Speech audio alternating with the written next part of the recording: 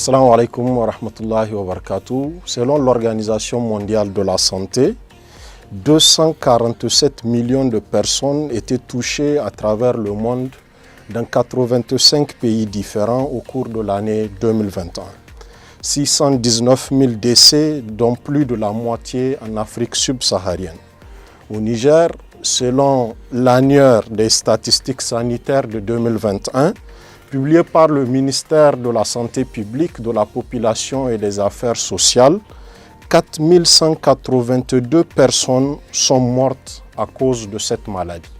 Vous l'aurez peut-être deviné, mais il ne s'agit pas de la maladie à Covid-19, il s'agit plutôt du paludisme.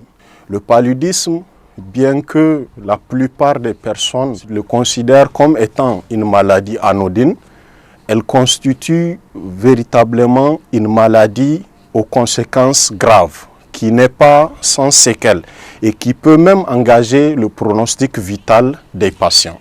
En effet, le paludisme est une maladie infectieuse d'origine parasitaire due à des protozoaires, en particulier le plasmodium. Le plasmodium pour lequel on va avoir 4 types, à savoir le plasmodium ovale, le plasmodium vivax, le plasmodium malariae et le plasmodium falciparum, qui est le type le plus dangereux.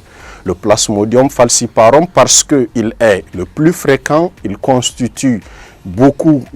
fait beaucoup de résistance aux antipaludiques et malheureusement il constitue le type de plasmodium qui tue le plus. Qu'est-ce qui se passe en réalité?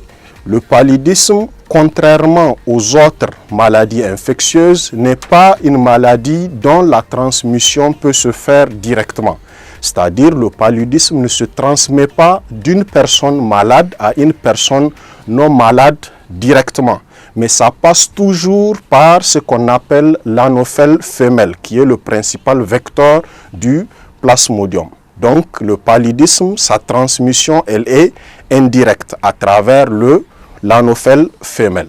Donc l'anophèle femelle va être l'hôte du plasmodium. À l'intérieur de l'anophèle, le plasmodium va vivre et se multiplier sans que l'anophèle ne soit malade. Et lorsque l'anophèle décide de s'alimenter, donc lors de son repas qui est le sang humain, en le puisant au niveau de notre organisme, il va laisser le plasmodium à l'intérieur de notre corps. Ce plasmodium, une fois rentré dans notre corps, on dit que nous sommes infectés. Mais nous ne sommes pas d'abord malades. Parce que les maladies infectieuses vont traverser un certain nombre de périodes avant la manifestation des signes. La première phase, au cours de laquelle les plasmodiums qui sont rentrés dans notre organisme vont d'abord se diriger vers le foie. Ils vont aller loger au niveau du foie, ils vont se multiplier au niveau du foie et après s'être multipliés au niveau du foie, ils vont regagner la circulation sanguine. Une fois dans le sang, ils vont s'attaquer aux cellules spécialisées du sang, notamment les hématies, donc les globules rouges, et entraîner leur destruction, ce qu'on appelle l'hémolyse. Cette phase, c'est ça qu'on appelle la phase d'incubation. Là-dedans, on n'est pas encore malade, on ne présente aucun symptôme. Donc la phase d'incubation, elle est asymptomatique. Elle dure 7 jours à 2 semaines en fonction de la quantité, de la virulence du plasmodium ou du type de plasmodium qui a pénétré l'organisme et en fonction également du système de défense, donc de la force de l'immunité de la personne qui a été infectée. Donc après cette phase d'incubation viendra la phase d'invasion et c'est au cours de la phase d'invasion que les différentes manifestations cliniques vont se présenter. Et c'est cela que nous allons voir dans nos prochains numéros. C'est tout pour notre numéro d'aujourd'hui. Merci de nous avoir suivis. Merci également de vous abonner à notre page Facebook et à notre chaîne YouTube pour ne pas rater nos prochaines vidéos.